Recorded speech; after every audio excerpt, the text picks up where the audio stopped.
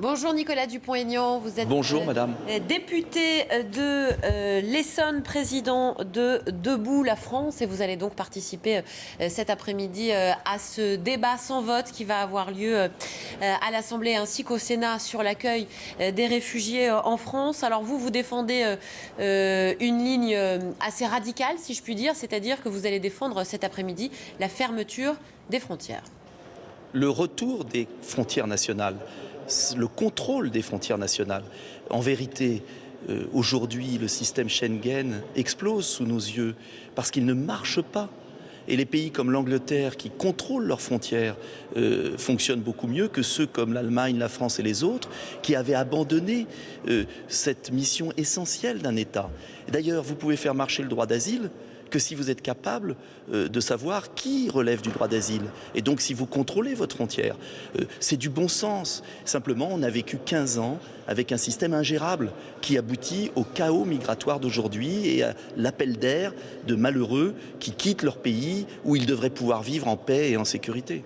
Et justement, Nicolas Dupont-Aignan, on vient d'apprendre que l'Allemagne renforce ses contrôles sur une partie de la frontière avec la France, au niveau de l'Alsace. Dans l'immédiat, c'est ce qu'il faut faire, ça va dans le bon sens, il faut rétablir ponctuellement des contrôles aux frontières. C'est une humiliation pour le gouvernement français, qui n'était même pas au courant. Mais l'Allemagne a mené une politique totalement irresponsable pendant plusieurs semaines, en ouvrant toutes ses frontières et se retrouve avec un problème ingérable. Et maintenant, bien évidemment, elle est obligée de fermer ses frontières. J'ajoute que le gouvernement français aurait dû fermer la frontière française, parce que les 800 000 migrants qui sont arrivés depuis plusieurs mois en Allemagne, comme il n'y a pas de frontière entre la France et l'Allemagne, ils pourront venir en France, où nous n'avons pas la capacité de les accueillir. Donc, dans un appartement, quand vous vivez dans un immeuble, vous avez un appartement. Est-ce que vous avez supprimé la porte de votre appartement parce qu'en bas de l'immeuble, il y a un code et une serrure? Bien sûr que non. C'est pas parce que il y a une politique européenne aux frontières de l'Europe qu'on doit laisser la porte de nos maisons, France, Allemagne et autres, grande ouverte. Et encore une fois, la frontière, ce n'est pas un mur, c'est un filtre. Vous avez peut-être été déjà à Londres. Est-ce que Londres est une ville fermée du monde? Non, c'est la ville la plus ouverte au monde d'Europe. Et pourtant, vous montrez votre passeport, on vous contrôle. Il y a un vrai contrôle aux frontières, donc c'est du bon sens. Et en fait, on sort d'années d'illusions. Simplement, le gouvernement français, il faut le reconnaître, et même les républicains à droite, sont incapables de s'adapter à cette nouvelle époque. Et ils ne veulent pas trancher. Il faut trancher, c'est pourquoi je propose un référendum d'initiative populaire pour consulter les Français sur ce retour des frontières nationales. Vous parlez de murs, Nicolas Dupont-Aignan. Que pensez-vous de la décision de la Hongrie de construire un mur de fil de fer barbelé tout au long de sa frontière pour empêcher les réfugiés de pénétrer sur son territoire? C'est un exemple à imiter pour vous? D'abord, il y a des murs quand il n'y a pas de frontières, justement, quand c'est l'anarchie.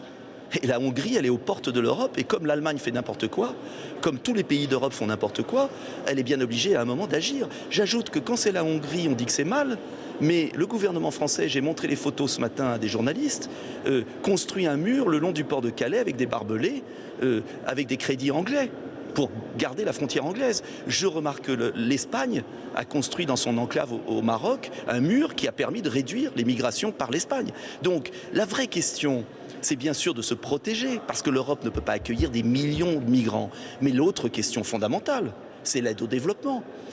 Je rappelle aussi que quand Nicolas Sarkozy avait pris une bonne mesure qui était sa politique pour la Méditerranée, c'est-à-dire l'idée de fixer les populations sur la rive sud de la Méditerranée, c'est Madame Merkel qui avait torpillé l'idée. Et là, l'Europe serait utile. Donc moi, je crois qu'il faut une bonne répartition des tâches. C'est du bon sens. Aux États, aux nations de protéger leurs frontières, car chaque pays, chaque gouvernement est responsable de qui entre sur son sol. Mais en revanche, les pays européens devraient travailler ensemble pour aider l'Afrique à se développer, car si on ne traite pas le problème du mal développement en Afrique, nous serons submergés. Et l'humanité, la vraie humanité, c'est quoi? C'est quand même de permettre aux gens de vivre dans leur pays, avec leur famille. Donc cette crise migratoire, elle va rebattre complètement les cartes de la politique européenne. Est-ce que, au moins de cette tragédie, pourrait venir un bien, c'est-à-dire une réorientation de notre politique pour développer l'Afrique, résoudre la crise en Syrie en mettant fin à Daesh, et puis avoir un système européen qui responsabilise chaque nation? Mais à plus court terme, Nicolas Dupont-Aignan, vous l'avez dit, en attendant d'éventuelles frontières et l'aide au développement qui va mettre du temps à se déployer et à avoir des effets, il faut accueillir ces réfugiés. Est-ce que c'est la vocation politique et morale de l'Europe de leur faire une place? Et on voit que ça s'organise peu à peu, même si ça se fait difficilement. Non, parce que c'est une fausse générosité. On peut en accueillir un petit nombre, mais on ne peut absolument pas créer l'appel d'air qu'on est en train de créer. C'est une pure folie. Et pour la France, encore plus que pour l'Allemagne, car nous avons 5 millions de chômeurs, nous avons 700 000 mal logés, non logés, pas non, mal logés, non logés, 200 000 qui dorment dans leur voiture ou dans la rue. Et je suis très surpris de voir que toutes les belles âmes parisiennes, des beaux quartiers, ne s'occupaient pas des Français ou des étrangers d'ailleurs qui dorment dans la rue depuis des années, mais tout à coup veulent accueillir tous les migrants. C'est irresponsable, je le maintiens. C'est pourquoi il faut absolument envoyer un message clair aux migrants qui sont en Turquie ou ailleurs. L'Europe, en tout cas la France, ne pourra pas accueillir ces migrants. C'est une pure folie économique, sociale et politique.